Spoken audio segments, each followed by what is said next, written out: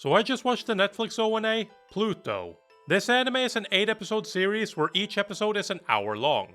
What sets it apart from other anime on Netflix is that it's based on a manga by Naoki Urasawa that's actually a new take on the godfather of manga, Osamu Tezuka series, Astro Boy. Specifically, this work by Urasawa is based on the greatest robot on Earth story arc from Tezuka's original manga.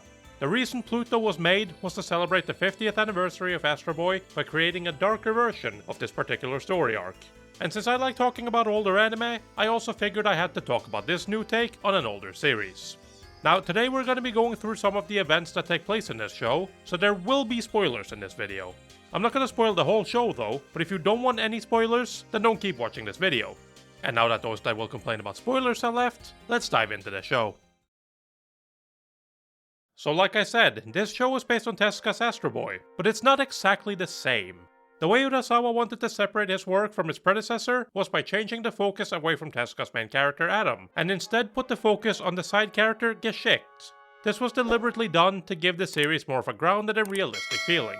You know, in the way you can make a sci-fi story about futuristic society, robots, and hyper-advanced AI feel as realistic as possible. Which is funnily enough not as much of a stretch right now as it would have been back in the 60s.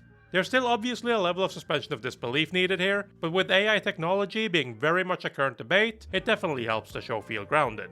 Shifting the focus over to a different character also helps set the tone for the series. So Geschicht is a detective who works for Europol.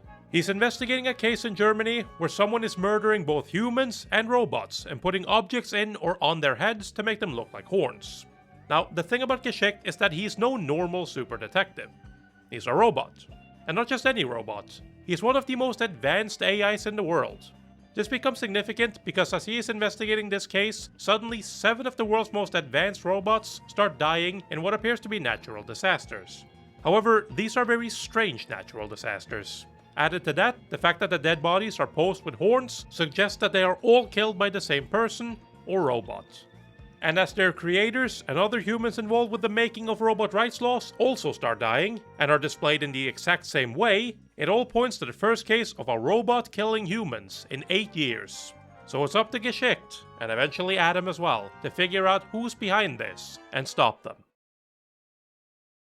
Now like I originally said, Pluto is based on a story by Naoki Urasawa that's based on Tezuka's Astro Boy. That obviously means that this show has a lot to live up to, because Astro Boy is an absolute classic manga, as well as one of the first TV anime to have ever been produced. However, I'm happy to say that it definitely does a good job at being a quality show, even if you don't know much about the original Astro Boy. There's 2 reasons for this in particular. For one, the entire tone of this version is very different from the original Astro Boy. That was entirely by design, as the plan behind Pluto was to give a darker take on one of Tezuka's stories. Now obviously something being darker doesn't mean it's automatically better, but it's a good way to paint certain themes in a different light. Like in the case of this show, how the 39th Central Asian War has affected those that participated in it. Another example is the death of Atom. Yes, that's right, the main character of Tezuka's manga ends up dying in this story. Not permanently mind you, but it's one of the ways Pluto drags us out into unknown territory. This is because the only way to restore Atom is to add chaos to a system. This means that the restored Atom is experiencing a lot of negative emotions, such as hatred, despair, and other extreme feelings. The saving grace for him is that he also has Geschicht's memory installed, which helps bring him back to at least a somewhat normal mental state. This really helps differentiate the 2 takes on the same story, and really shows that this show isn't just dark for the sake of being dark. It actually serves a purpose. The second reason why this show works is because Urasawa decided to completely change the focus of Pluto. We don't witness the story from the perspective of Atom. We are instead introduced to the problem and the case to figure out who is murdering all these robots and people, and what it is they want to achieve by doing this, through the lens of Geschicht, who is just a side character in the original manga by Tezuka. This completely changes the genre of the story. It becomes more of a detective show. It allows Pluto to feel like it has a different end goal, even though it's in reality the same. Figure out who Pluto is, and what the goal is behind killing off all the advanced robots and certain scientists and politicians. And of course stop them, if that is at all possible. Lastly, we also need to talk about the overarching message that runs across this story.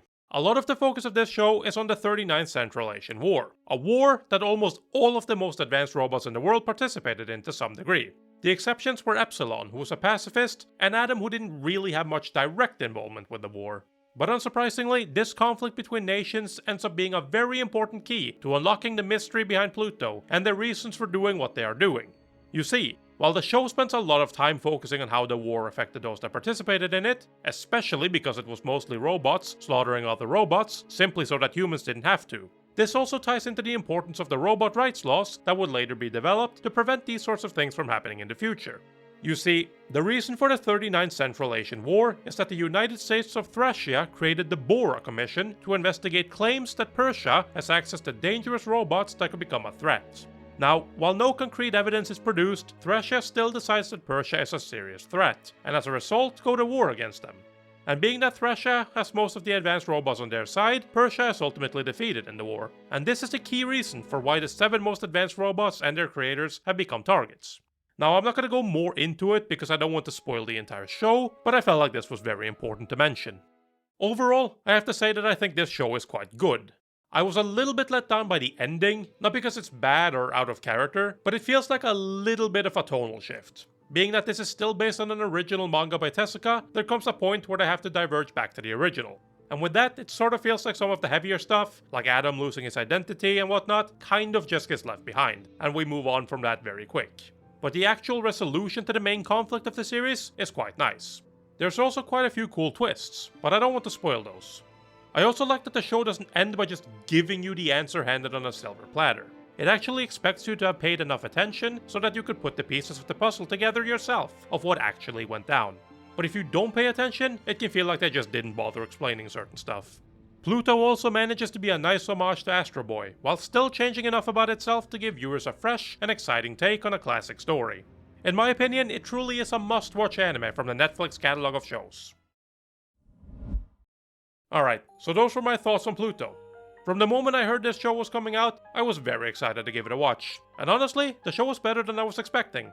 Not because I don't have faith in Naoki Urasawa as a writer, but mostly because I feel like you can never be entirely sure when it comes to Netflix shows. So yeah, if you're interested in checking it out, you can obviously find it on Netflix. It's definitely worth the watch. Also, if you want to watch more videos from me, don't forget to subscribe to this channel. I've got a big Lupin video in the works right now, and it should hopefully be the next video I make, though it might not be out until early next year.